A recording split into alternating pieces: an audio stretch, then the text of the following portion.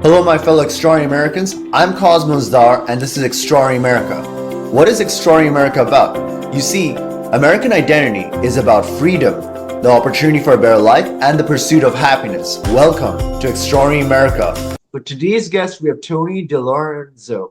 Tony is a podcaster, speaker, author, and co-founder of One Extraordinary Marriage.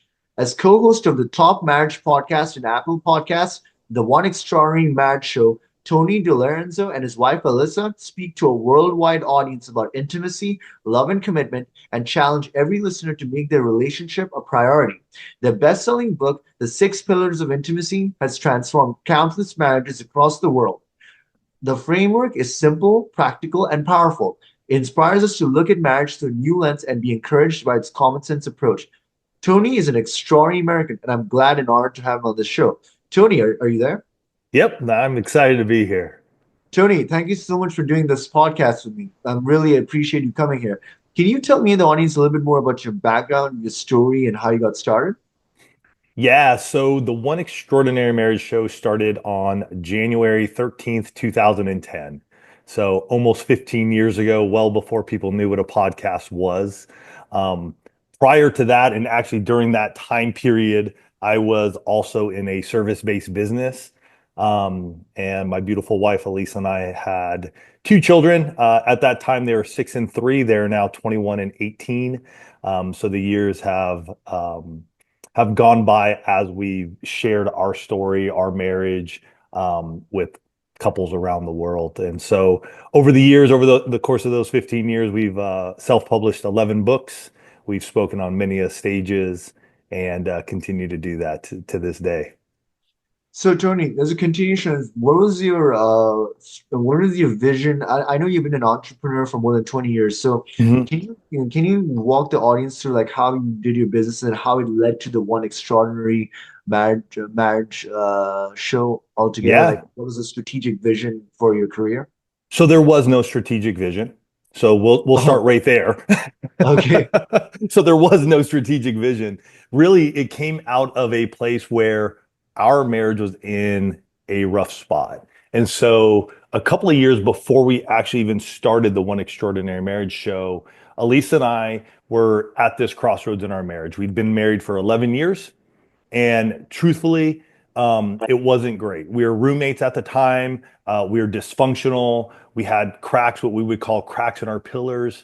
And really, we were sitting at this place going, all right, either A, at this point in time, our children were 5 and 2. So at this point in time, I think both Elise and I knew because of the dysfunction and where we were in our marriage, 11 years in, it was like either A, we're going to hang out and wait till our youngest, who was 2 years old at the time, turn 18 and get a divorce when she turns 18 and is done with high school.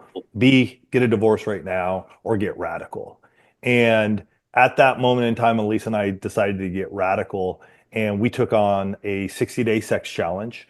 And it's not only about the sex, but we took on a 60-day sex challenge. And out of that, in that time period, we completed 40 out of 60 days. And that is what transformed us and our marriage. And then we were asked to go speak at our church's marriage getaway, the prior year or the next year. And while we were speaking and just sharing about this, it was no intention of ours to do anything more. Let me just share that with you in the community here. It wasn't our intention. It was like our marriage is good. Like we are on a different track and we're loving it. Um, but as we finished up speaking, and there are a lot of tough questions that were brought to us, but for the majority of the people there, they saw hope. There was encouragement that something could change. And so a number of them, as we stepped off the stage, were like, so what's next? What are you doing? How are you going to do this? Like, how are you going to continue to speak into marriages? And we're like, no, we're good. And it wasn't until a year after that that we got into blogging.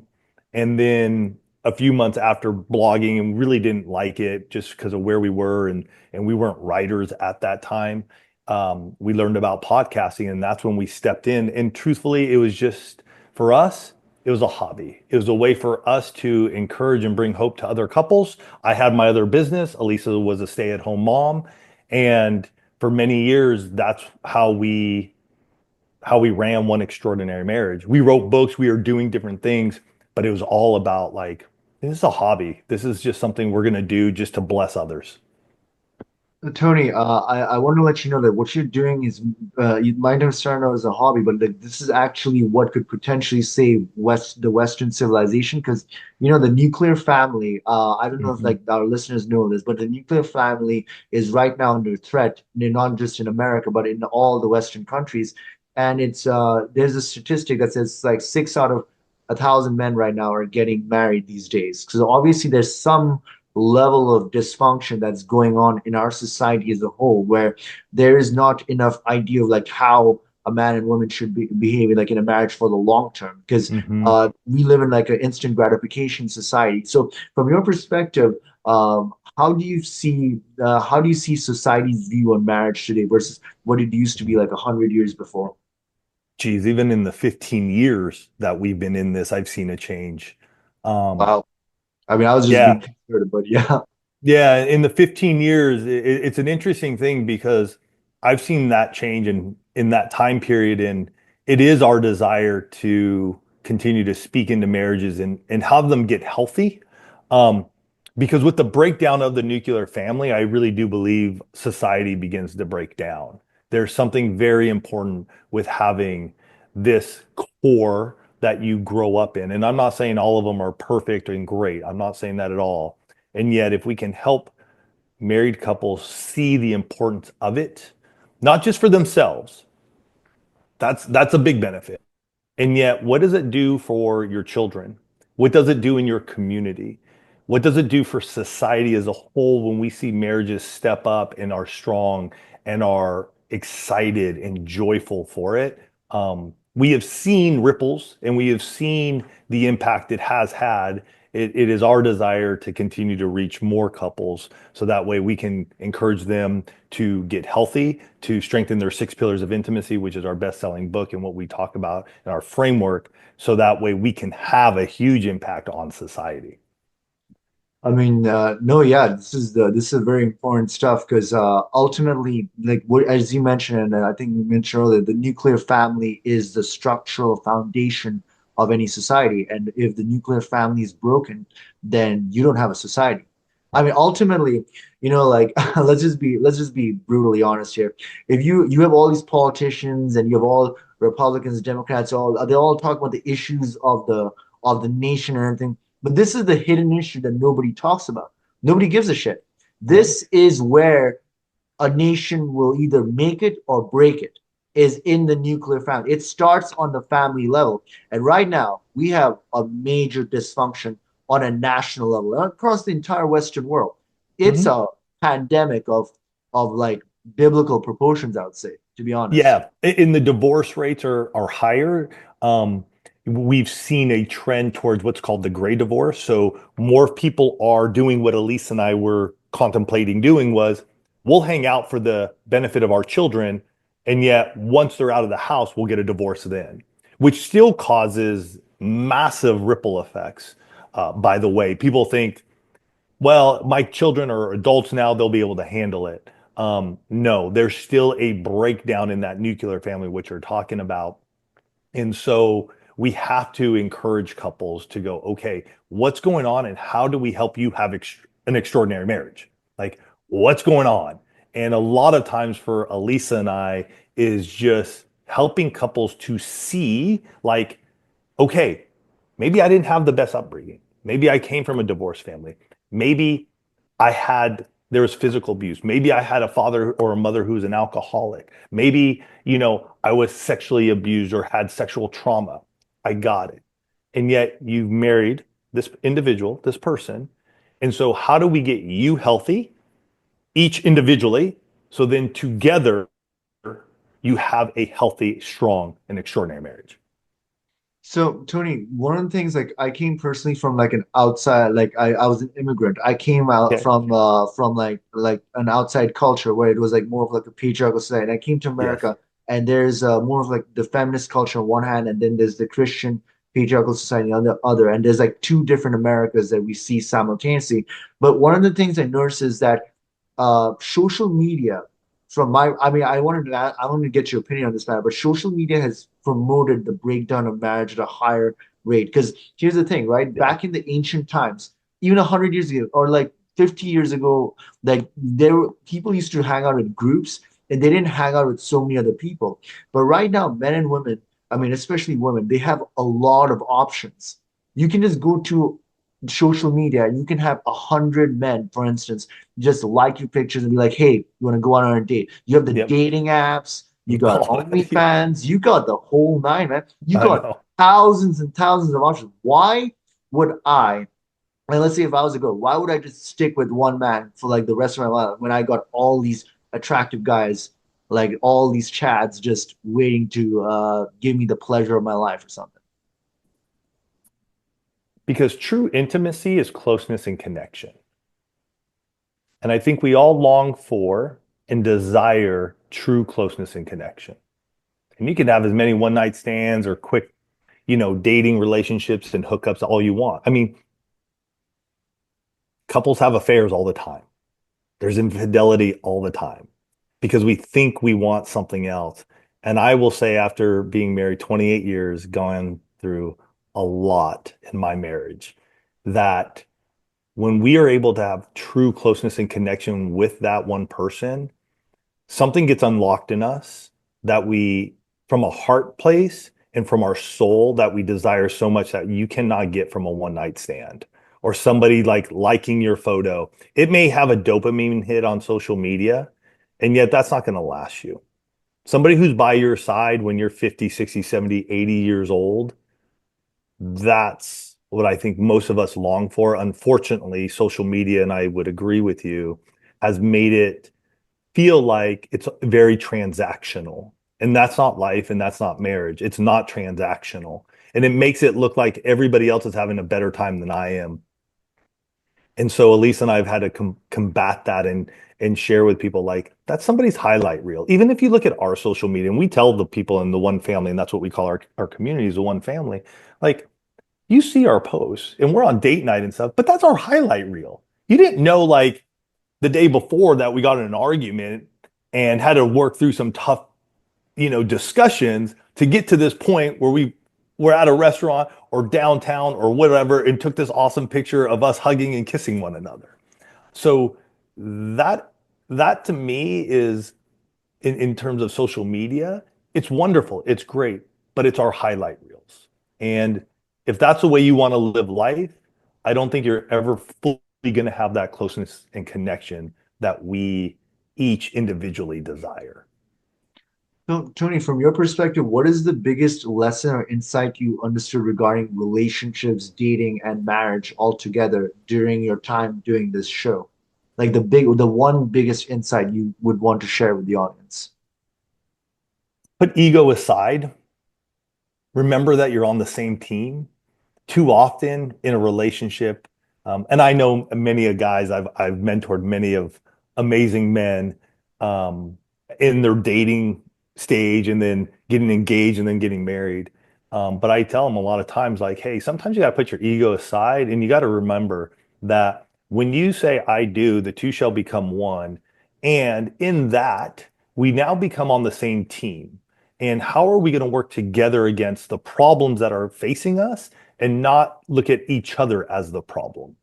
And I think that unlocks a lot of people to be like, oh, like we can do this together. Yes. And sometimes it's just helping them reframe it. And I love sports analogy. So I always tell people like, look at like our son played football. He was on the D line and he knew the guys to the left and to the right of him and the guys behind him. They were all together on the same team, working together to do one thing, which was stop the ball from advancing. And especially the D lineman was sack that quarterback or get a loss, a tackle for loss.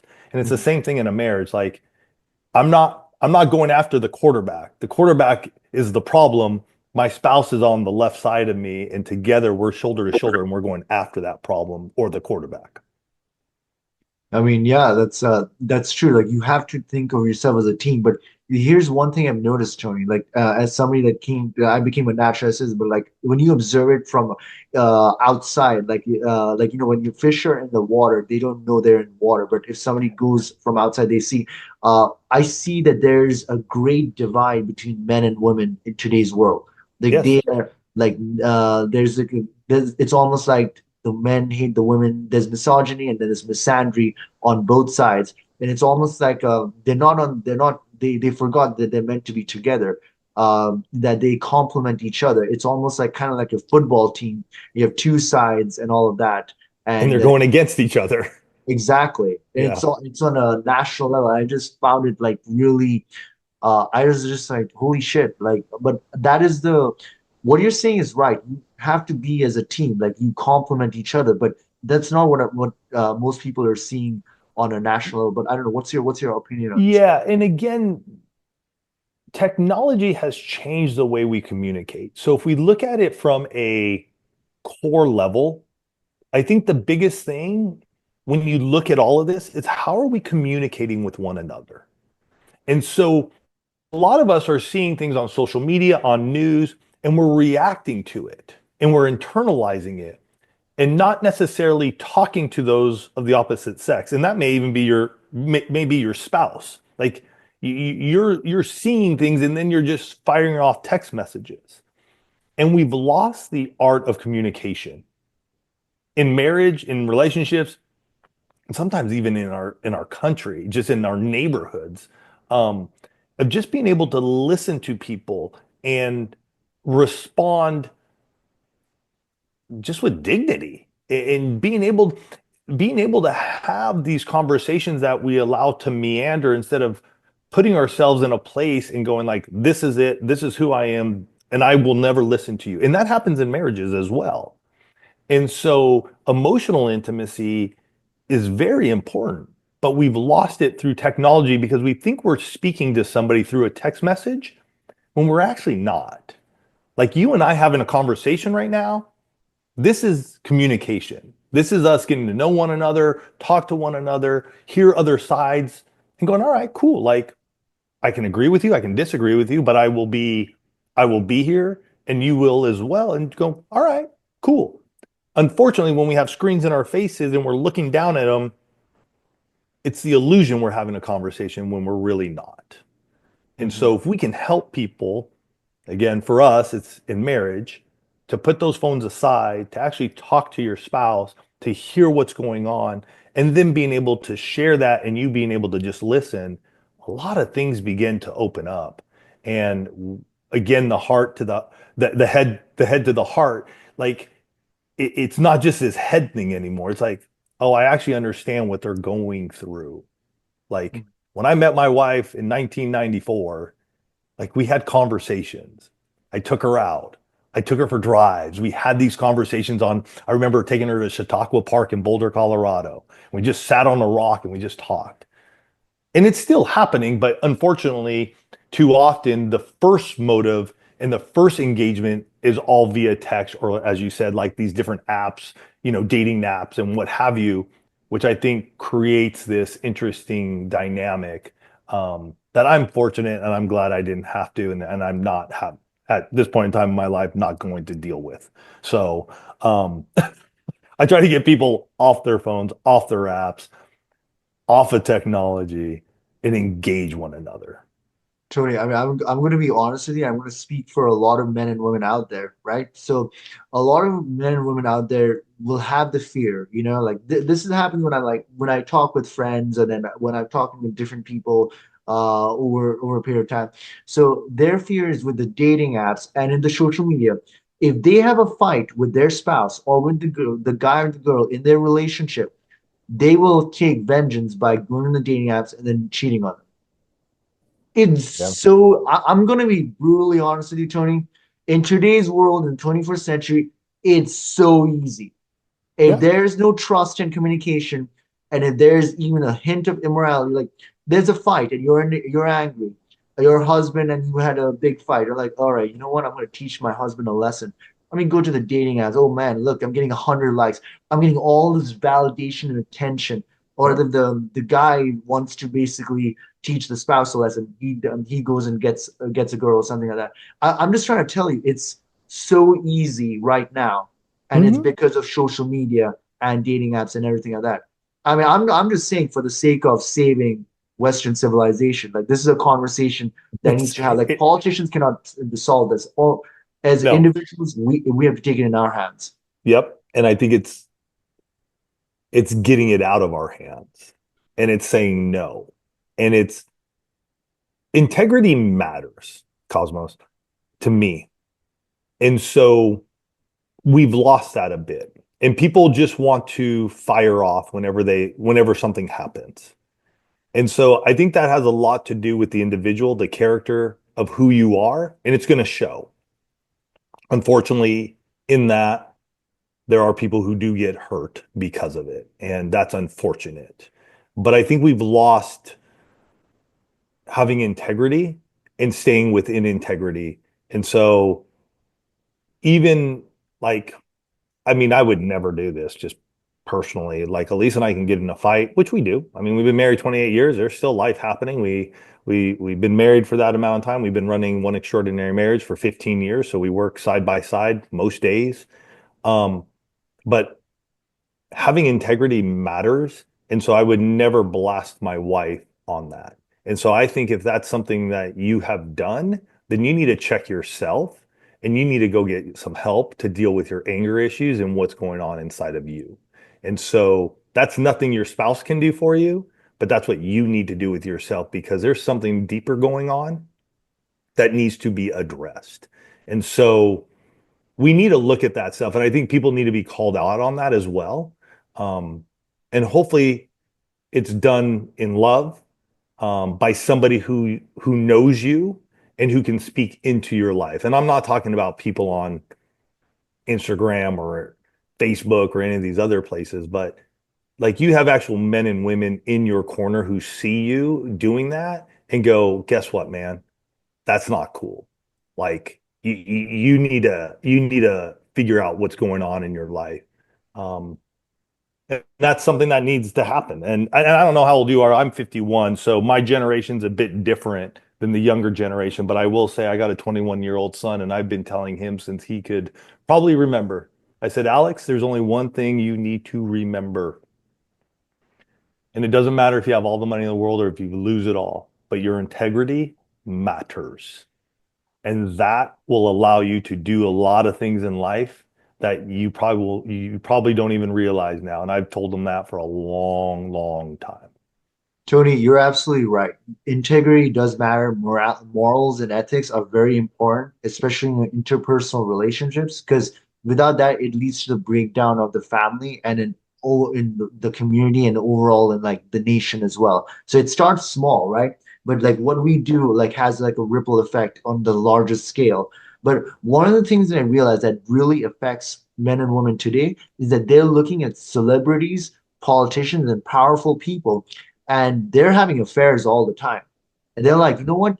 These powerful people, they're doing it. So they take an example from that and then they apply it to their own lives. But right now, today, we are worshiping these celebrities as gods. And like Hmm. they follow everything that the celebrities do. Like, oh, they're like, kind of like keeping it up with the Kardashians or Jersey Shore and all that stuff.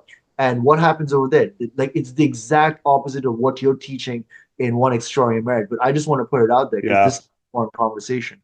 Yeah. And we've said many a times, like, turn that crap off.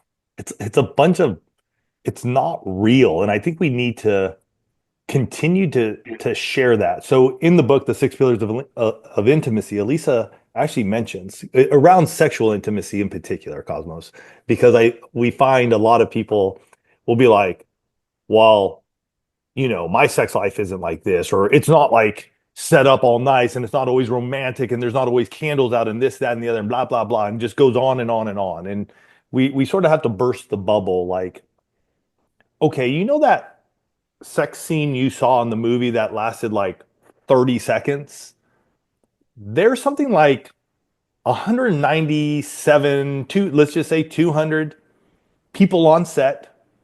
You have two actors, you have a director, you got the lights that are going to make it perfect lighting. You have somebody who's setting up all the candles and the flowers and this and that. It's fake. It's funny that you say that. It's so true. Like, like people, it's fake. I know you think that's the way your marriage should be. I know you think like your husband should just whisk you off like there's no tomorrow, like there's some. But we live in the real world. And if we live in the real world, guess what? Sometimes it gets a little messy. Sometimes it's not perfect. Sometimes there's kids crying and you're okay. I'm going to have to get that child to bed and get them to be quiet and sleep long enough so that way I can be sexually intimate with my wife. You know what I mean? That's the real world. And so I think what we have done over the last 15 years with the One Extraordinary Marriage show is come behind our microphones every week and be open, honest, and transparent with people. So hopefully they begin to hear it. And I know they have because we have so many amazing couples in the one family whose lives and marriages have been transformed because they start to realize, no, we need to turn off that crap because it's not helping us any. It's actually deteriorating the joy that we do have. And so we come against it, man. Like I'm not scared to come against it, but I can't do it for you. Mhm. I can show you the path, but it's up to you to start making the changes. And two things we always say is you got to be intentional and you need to take action. So if you want a change to happen, you need to be intentional, not me. Like if I want an extraordinary marriage, I need to be intentional in my marriage with Elisa. But I'm not here to hold your hand to make sure that you do what you need to do. No, you got to stand up. You got to go and decide and make the determination like, am I going to do this? Mhm. You can say yes, no, or maybe. But I will get behind my microphone and I will encourage you and I will bring hope. And Elisa will do the same every single week. And yet you still need to make the determination. And we had to do that in our own marriage to get it to where it is today. Tony, you are inspirational, and your wife is also inspirational and motivational because this is exactly the spirit we need. And if this can ripple out, then we can ultimately save Western culture. Because otherwise, I mean, look at what's happening, you know. So, but I wanted to ask you as a continuation of this, Yeah. from like the two biggest issues that people say that affects marriages are financial troubles and Yes. sexual intimacy. So, Yes. from your perspective, what are the challenges that you notice that people face, and how could they go about overcoming them? Yeah. Financial is a big one. It's typically like, depending on where they put it, it's usually one or two, on the top reasons why a couple will get divorced, right? Yeah. Um, and so one is, I think a lot of it has become like financial secrecy.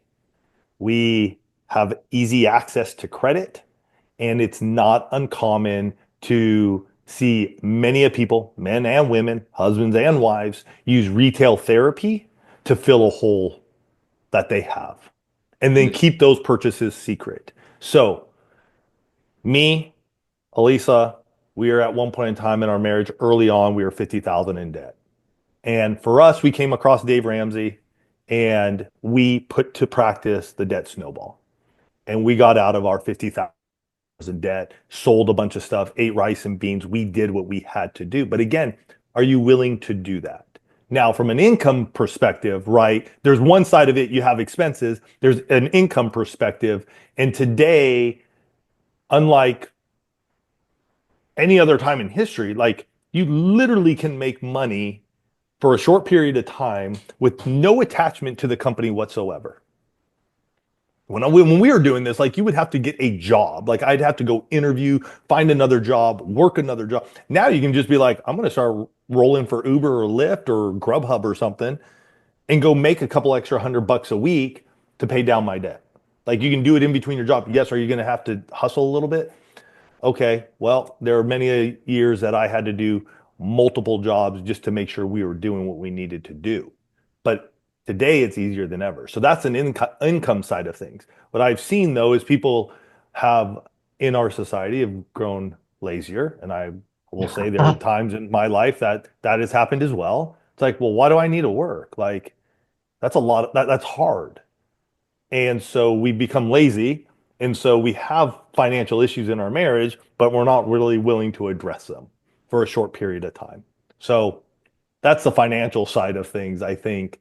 And again, we live in an amazing time. And being an entrepreneur, dude, I will say this, like we have been in places with our businesses at times, ups and downs, and I've been looking around. I'm like, crap, if I have to, I'll go drive. Like I'll deliver Grubhub, or I'll find I'll find something that doesn't necessarily take me away from what I need to do, but would allow me to bring in extra cash if needed. So um, I've looked at that myself over the years. On the sexual intimacy side of things, that's a whole nother deal that um,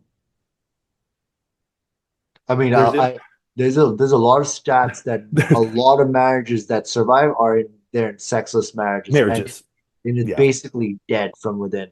yeah. Like, And so what we have done over the years, listening to the one family, we have expanded the definition of sexual intimacy to not only be sexual intercourse, but it includes the romance, the initiating, the foreplay, and sexual intercourse. So it's not only like, did we have sex or not? Because there are couples who, for health reasons or many other reasons, are unable to have intercourse, but they are able to have foreplay. And so, can we help them strengthen that pillar and see that this is still a way for them to have closeness and connection? Now, I mean, there's so many, like, again, like we can go down the road of, was there sexual trauma in your child? Were you abused? Were you raped? You know, male, female. This goes on both sides. Have you addressed these issues in your own marriage? If there's been a wedge created between the two of you, why is that? What's going on? Was it a mindset because of how you grew up in a Christian home, or a Latter-day Saints home, or any other religious home? Because a lot of homes that were, or I'm not going to say it all, but a lot, especially during a period of time, was like, don't have sex, don't have sex, don't have sex, don't have sex. And that was for both men and women. And even if they were having it, there's still shame and guilt prior to marriage. But then all of a sudden they get married, and they're supposed to like just flip the switch. There's a lot of mindset work that still needs to be done there. And Mhm. even for Elisa and I, we had to do that ourselves.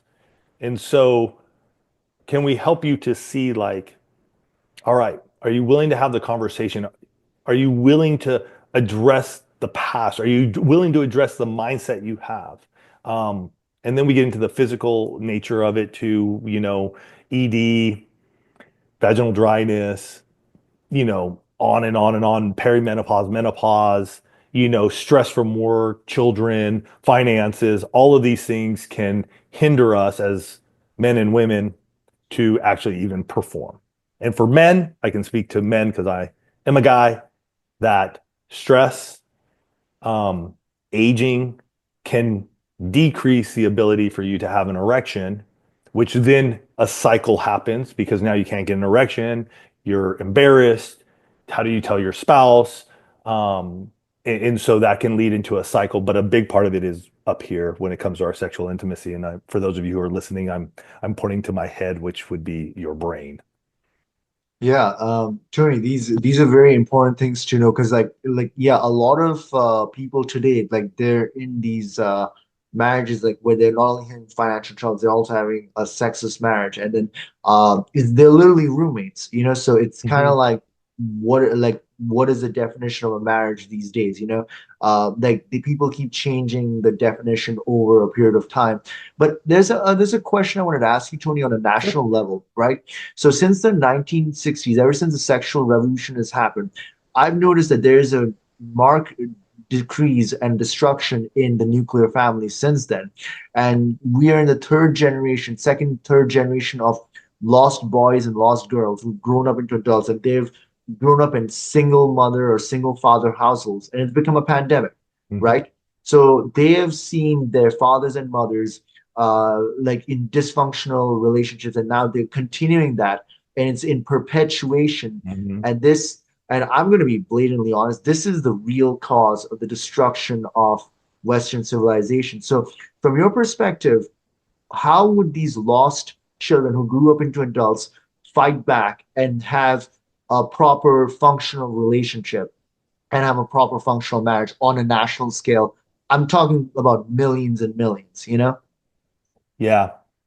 Well, I hope they find our podcast because some years ago we had a And I'll 16 year help them. old. Thank you. I so appreciate you, man. And here's why, man.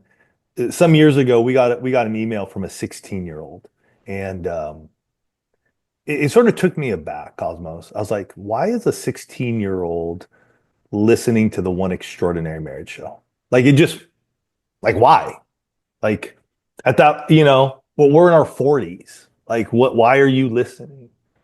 And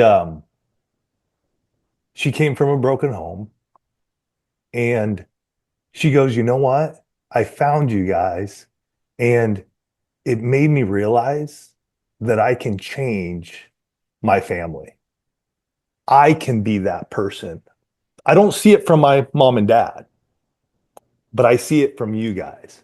And I realize that I can have a family when I grow up. I can have an extraordinary marriage. But I just needed to turn myself in another direction and find those mentors who I could look up to, who I could listen to, who are going to speak to me straight and show me the ins and out of what really happens in marriage and not this fairy tale, is basically what she said. And so it really hit me to go, wow, like as an entrepreneur, let me just say this. As an entrepreneur, you're not in my demographic, right? Like that's not who I'm going out there to reach. And yet it encouraged me to go, you know what? Us being who we are could help those who have come from broken families, who don't have the nuclear family as we've talked about, but they can see us and know that we have their back and they can do what we've done. And so, you know, are our parents perfect? No, my parents were married till the day my dad died 7.5 years ago. Were they perfect parents? No. Did they love each other? Absolutely. Do I have a marriage that's vastly different than theirs? I do, because I was willing to go in and do something different, because I didn't want to perpetuate what they had done. And same with my beautiful wife, Elisa. And so I think those children, those folks, even in their 20s, 30s, who are still single and grew up like that, it's finding those people around you who you begin to listen to see and make the change in yourself. No, I mean, amen. Like it's you're absolutely right because there's we have an entire generation of people growing up, not just in America, the Western world, but especially in America, since this is an Extraordinary America show. Like we have millions and millions. They are basically growing up and they're just seeing mass dysfunction. And I would like to add, I do think that a lot of like the parents of the previous generations had been very like they had had a lot of narcissistic traits where like they chose themselves over the family. A Hmm. lot of these broken homes that you see sprawled all throughout America is because one or both parents decided to be very selfish and they did not care about these things that we're talking about. And they just decided they're very narcissistic. They only thought about themselves, their needs. They didn't care about their husband or their wife or their children. They just destroyed everything, you know? Yeah. Yeah. Cosmos, can I ask you, so where did you immigrate from? I mean, I was born in India, but You were born, okay. I lived outside of India like after the age of 3, and I came here for university at 18. Wow. Okay. Yeah, because it's really interesting. And I thought that's where you had immigrated from. But Um, it's like that's why I can see it because like in when I was in India, it's just things are just done differently. Like they value they like when once you're married, like they have arranged marriages, and then you're there with each other for life. yep. Divorce is not an option. You're either gonna work it out or you're not. You know, you're gonna you're stuck with each other. It's like one. So it's just a different mentality. Like But even in here's the thing I wanted to share though. Even it, it, so on Instagram, for instance, I mean, we post and that goes out everywhere, right? It's not just here in America. Um, And it's interesting to see how many couples from around the world, India being one of them that I've noticed recently that has increased, of folks there even listening to the podcast and um, grabbing our resources and wanting to. I think they're looking at ways to grow in their marriage and how are they going to do that. And so it's not just in America, but I think in other countries too, there is this place where couples are going like, no, we're going to do this, but how are we going to do it so that we're not just living as roommates as we talked about earlier. Like we're just doing this because we have to, but we're actually moving forward. No, totally, Tony. And Tony, I wanted to ask you about your podcast more so that the audience can get to know more. Can you tell more about the One Extraordinary Marriage podcast, the premise of how you started and what it's about and all of that? Yeah. So when we started in 2010, most people didn't know what a podcast was. I was at Podfest this past January speaking, and I had a room probably 100 folks, and said, "Hey, if you can, if you can let me know how many of you knew what a podcast was 15 years ago." And I think out of the entire room, I had three. And so when we started podcasting, we didn't know if people were going to hear it. We didn't know how people were going to hear it. And so really we just said we're gonna just do this thing. It was more my like initiative. I'm more like let's dream, let's go. And I'd bought all the equipment, and Elisa like kept looking at this equipment. It just sort of sat in our hallway for about 3 months, and then she's finally like, "Are we doing something with this?" I'm like, "Yeah, let's go." And in her mind, she thought we'd do, I don't know, 5, 10 episodes, and then we'd be done. And so early on, we didn't really have like mentors to guide us. You know what I mean? It's not like today you can jump on and there's a number of, podcast experts who will teach you how to set it all up and, how to release, your first 10 episodes and da da da da. We were just sort of like, all right, we're going to just start talking. And so we just started talking. And our episodes were way too long in the beginning. Um, but as we got listeners and people began to chime in and share back to us, we begin to learn like, oh wow, like this is too long, and like let's cut this down. Like our folks they're busy, they got full lives, they don't need to listen to us for an hour, hour and a half, and let's cut this down. And we just got into a rhythm over the years, and just got to a place where we have our own set like episode like structure outline and all of that to this point. But there are years, honestly, Cosmos, where all we did was the podcast. Our children were growing, my other business was growing, and just once a week we'd find ourselves in our garage, or one of our places where we started. We podcast in our garage, probably one of the worst places you could podcast, right? Wow.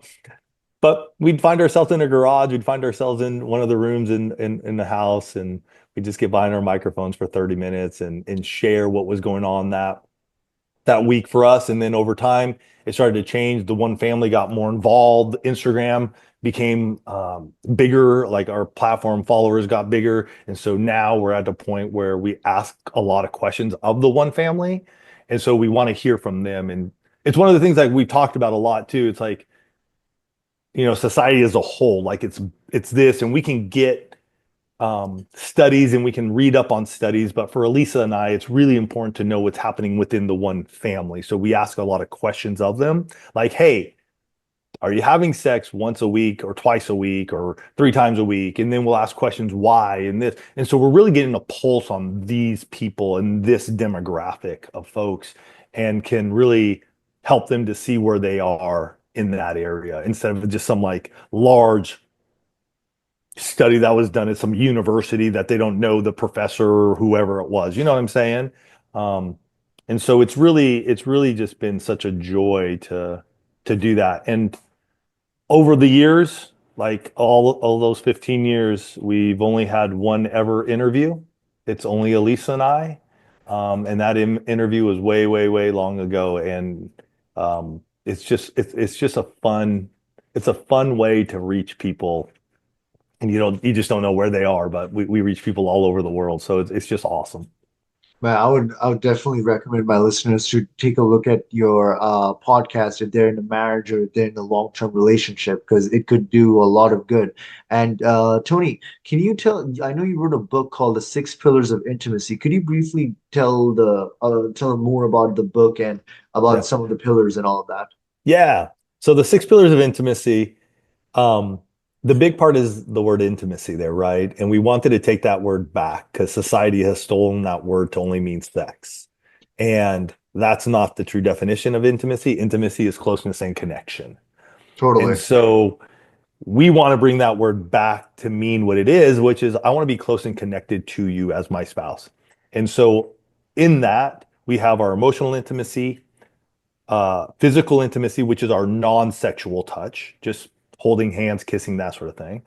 We got financial intimacy, spiritual intimacy, recreational intimacy, which is our fun, our dates, the recreation, the activities we do, and then sexual intimacy. And so our work now is really geared towards those six pillars and how we speak into each one of those so that way we can give couples the tools they need for their marriage toolbox. Basically, like, all right, we're going to talk about emotional intimacy.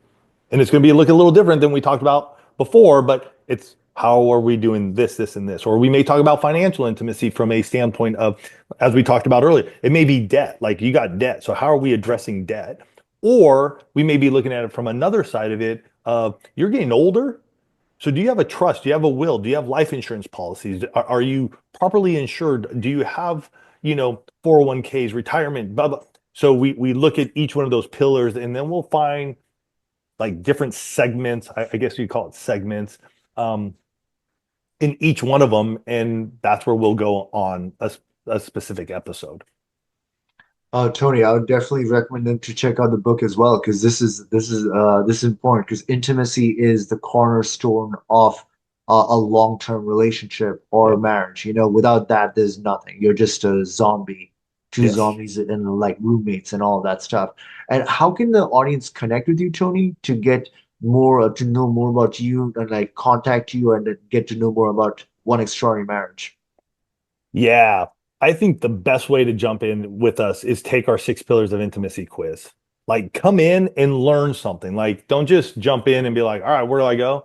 Take our quiz. And you can do that at oneextraordinarymarriage.com/quiz.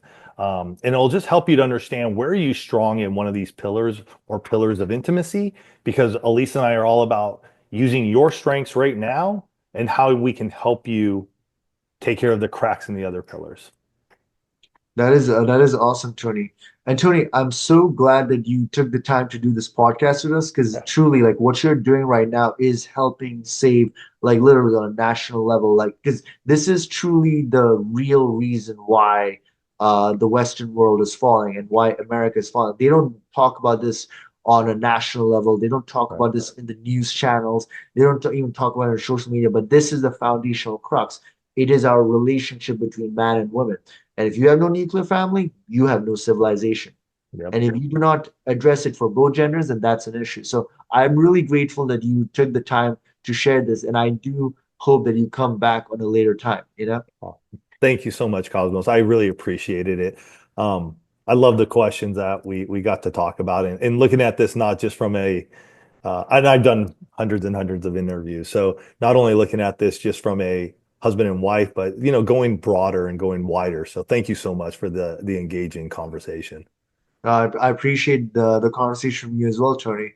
And I want to conclude this episode by letting my fellow extraordinary Americans know that, hey, look, there's an extraordinary within each and every one of us. And it's our duty to awaken it and unleash it. Until next time, bye for now. Hey everyone, thank you for watching Exploring America. If you like what you see, please do subscribe to our podcast and share it with others. Remember that the best investment that you can make in your lifetime is in your own financial education, for it is knowledge that truly sets us free. Also, remember that inflation is diluting your purchasing power, which in turn increases financial bondage. The practical thing to do is to protect the loss of your purchasing power and invest in precious metals or the right cryptocurrencies. Lastly, never forget that you are an extraordinary American. We'll see you in the next episode. Bye for now.